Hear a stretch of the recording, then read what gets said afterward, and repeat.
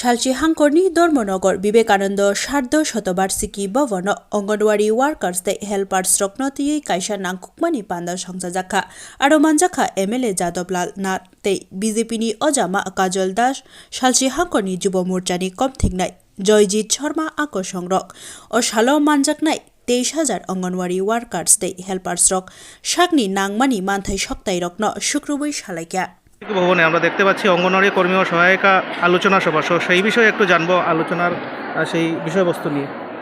প্রথমত নমস্কার জানাচ্ছি। আজকে আমাদের উত্তর ত্রিপুরা অঙ্গনওয়াড়ি ওয়ার্কার এবং হেল্পারদের একটা আলোচনা সভা অনুষ্ঠিত হয়েছে। এই আলোচনা সভায় আমাদের উত্তর ত্রিপুরার যারা অঙ্গনওয়াড়ি ওয়ার্কার হেল্পার দিদিরা তাদের কর্মজীবনের বিভিন্ন বিষয় এবং সাম্মানিক বা বিভিন্ন বাড়তি কর্মপন্থা যে পরিচালনা করে যাচ্ছেন সেই বিষয়ে ওনারা উত্থাপন করেছেন এবং তারা যে পারিশ্রমিক হিসাবে যে সাম্মানিক পান সেটা দিয়ে তাদের পরিবার পরিচালনা করা অত্যন্ত কষ্টকর। পাশাপাশি বর্তমানে সরকারের বিভিন্ন দপ্তরের বা সামাজিক বিভিন্ন কর্মপন্থার সাথে তাদেরকে যুক্ত করা হচ্ছে। তাদের যে অতিরিক্ত কর্ম পদ্ধতির ফলে তাদের কর্মজীবনটা অত্যন্ত ভারাক্রান্ত হয়ে পড়ছে। সেটা থেকে কীভাবে তাদেরকে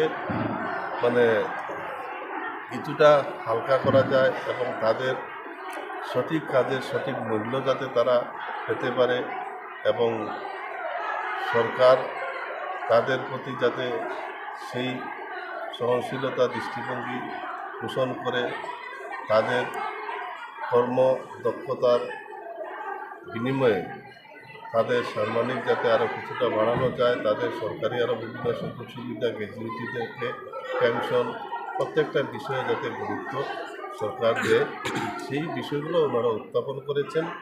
সেই উত্থাপন করা এবং আমাদের এখানে ছিলেন আমাদের বিধায়ক যাদবলাল নাথ, আমাদের এই অঙ্গনওয়াড়ি ওয়ার্কার এবং হেল্পারের উত্তর ত্রিপুরার যিনি প্রেসিডেন্ট রাখিবে, আমাদের জেলার সাধারণ সম্পাদক জয়জিৎ শর্মা এবং বিপ্লব দাস ওনারা উপস্থিত আছেন।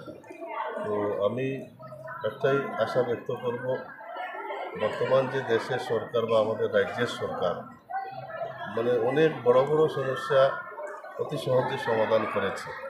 তো তাদের অন্তরে যে আকাঙ্ক্ষা বা ইচ্ছা সেটা সরকারের কাছে উপস্থাপন করবে সঠিক পদ্ধতিগতভাবে।